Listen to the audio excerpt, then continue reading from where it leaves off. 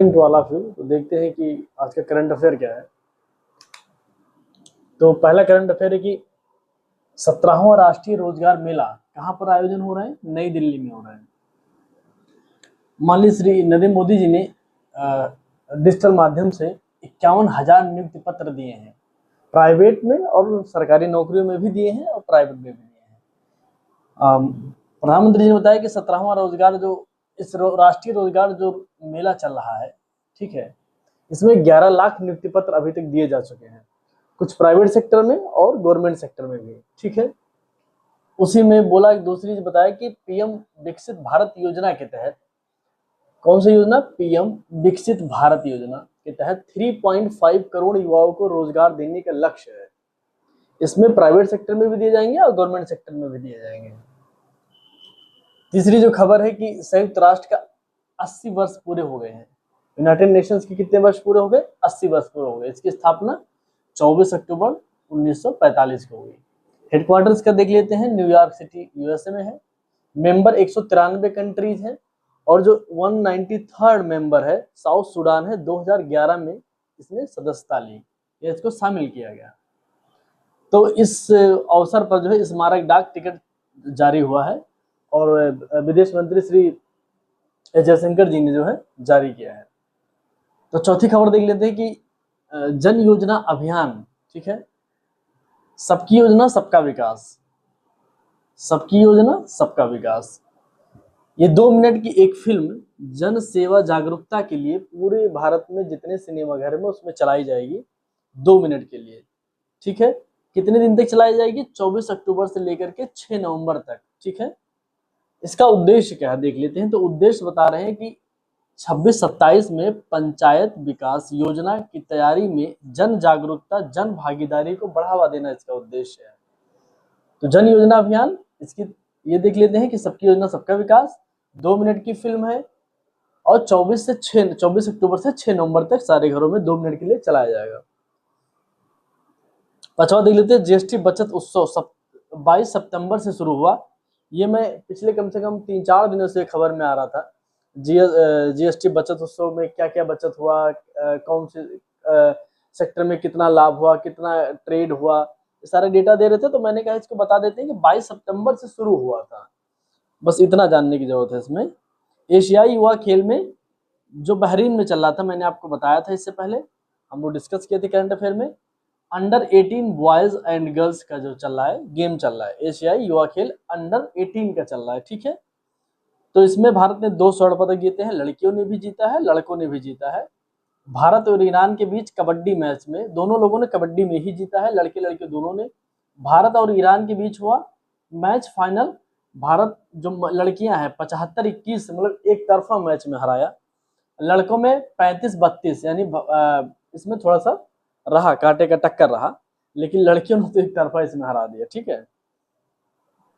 तो 7वां खबर देखते हैं कि WHO ने कहा है, वर्ल्ड हेल्थ ऑर्गेनाइजेशन ने कहा है कि HIV कौन कौन से देशों में बहुत तेज से फैल रहा है? फिजी में फैल रहा है, फिलीपींस में, पपुआ नई गिनी में फैल रहा है। तो WHO ने कहा कि तत्काल एवं लक्षित कार्यवाही का आह्वान क्या है पूरी दुनिया से, क्योंकि WHO वर्ल्ड लेवल की संस्था है। तो सारे देश से जितने भी एड्स जो सहायता करते हैं WHO में या यूनाइटेड नेशंस में, तो उनसे सबसे आह्वान किया है कि आप लोग सभी आए और इसके लिए कुछ कदम उठाएं आगे, ठीक है, और जल्दी से जल्दी।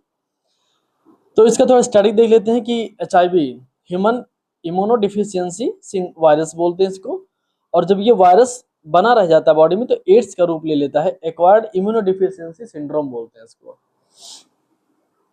फिर देखते हैं कि 8वीं खबर क्या है। जैसलमेर में सेना कमांडर सम्मेलन चल रहा है, माननीय रक्षा मंत्री राजनाथ सिंह जी वहां पे इसकी अध्यक्षता कर रहे हैं। तो इसमें जो है यहाँ पे सैनिक यात्रा मित्र ऐप शुरू किया गया है और उपकरण हेल्पलाइन नंबर शुरू किया गया, ठीक है। फिर दूसरा है कि कोडांग के एज डेटा सेंटर, कोडांग में एज डेटा सेंटर का भी शुभारंभ किया गया है। फायर एंड फ्यूरी कोर्स भी शुरू किया गया है, ठीक है। इस कोर्स इन चीजों का उद्घाटन किया गया, किनका किनका? सैनिक यात्री मित्र ऐप, उपकरण हेल्पलाइन, कोडांग के एज डेटा सेंटर और फायर एंड फ्यूरी कोर्स का भी उद्घाटन किया गया। कल मैं ये खबर पढ़ाया था, लेकिन जब मैं वीडियो एडिट किया तो उसमें ये कट गया था, तो फिर से मैं इसको बता दे रहा हूँ। तो आसियान सम्मेलन चल रहा है, होने वाला है मलेशिया में। यहाँ के पीएम कौन है? अनवर इब्राहिम है, ठीक है। एशियन का फुल फॉर्म जानते हैं, Asian association of the south Asian Nations, ठीक है। तो कहाँ पे होगा? यहाँ की राजधानी कुआलालंपुर में होगा, 26 से 28 अक्टूबर, ठीक है, होगा। और यहाँ पे भारत की तरफ से विदेश मंत्री श्री एस जयशंकर जी जाएंगे, प्रधानमंत्री जी रहेंगे, लेकिन डिजिटल फॉर्म में वहाँ पे अपना स्पीच देंगे। तो एक बार देख लेते हैं कि एशियन जो आसियान है इसमें कितने सदस्य हैं। तो आप जानते हैं 11 सदस्य हैं, 11वां लास्ट में ऐड किया गया, ठीक है, तिमोर लेस्ले को। तो इसके 10 सदस्य देख लेते हैं। ब्रुनोई है, कंबोडिया है, इंडोनेशिया है, लाओस है, मलेशिया है और म्यांमार है, फिलीपींस है, सिंगापुर है, थाईलैंड है, वियतनाम है और 13वां तिमोर लेस्ले है। इसको ऑब्जर्वर स्टेटस अभी मिला है और नवंबर 2022 को इसको शामिल किया गया था। तो देखते हैं 10वीं खबर क्या है। नेशनल बायोडाइवर्सिटी अथॉरिटी ने इसकी एस्टैब्लिशमेंट कब हुआ? 2003 में हुआ। नेशनल बायोडाइवर्सिटी अथॉरिटी का एस्टैब्लिशमेंट कब हुआ? 2003 में हुआ। इन्होंने उत्तर प्रदेश और महाराष्ट्र के कुछ गांवों को पैसा दे रहे हैं कि बायोडाइवर्सिटी को संरक्षित करने के लिए, ठीक है। तो महाराष्ट्र में सतारा के साराखवाड़ी गांव को और पुणे जिले के गुजरवाड़ी गांव को, ठीक है।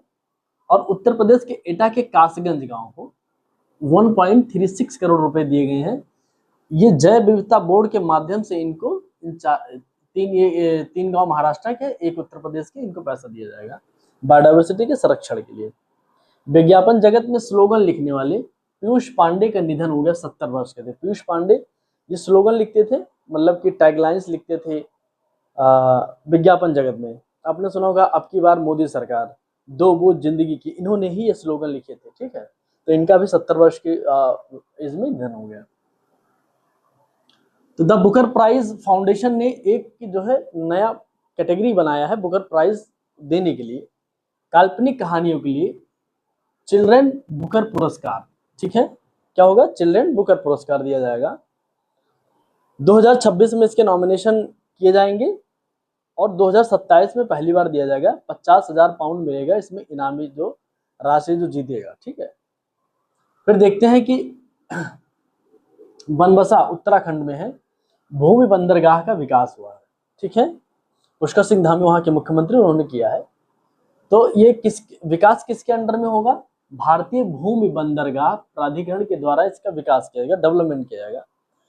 इसका उद्देश्य क्या है? भारत एवं नेपाल के बीच आवागमन को सुगम हो जाएगा और जैसे व्यापार है या आने जाने के लिए अच्छा हो जाएगा, ठीक है। 14वां देखते हैं, पनडुब्बी रोधी पोत माहे, इसका नाम ही है माहे, ठीक है। नौसेना में शामिल कर लिया गया और ये शायद 23 अक्टूबर को ही शामिल कर दिया गया था। ये anti submarine warfare shallow water craft है। शैलो वाटर मतलब छिछले पानी में वाटर क्राफ्ट है। निर्माण किसने किया? कोच्चि शिपयार्ड लिमिटेड ने किया है। इसकी जो ऊंचाई है 78 मीटर ऊंचा है और 1100 टन इसका वेट है, ठीक है। उपराष्ट्रपति की पहली यात्रा, ये मैं वैसे तो नहीं बताता, लेकिन इसलिए बता, इनकी पहली यात्रा है, विदेश की पहली यात्रा है। सेशल्स में जा रहे हैं। प्रेसिडेंट, वहां पे जो प्रेसिडेंट चुने गए हैं उनके शपथ ग्रहण समारोह में जा रहे हैं। क्योंकि पहली यात्रा है तो थोड़ा सा ध्यान रखिएगा, किसी भी एग्जाम में कभी कभी पूछ लेते हैं। तो ये रहा आज का करंट अफेयर।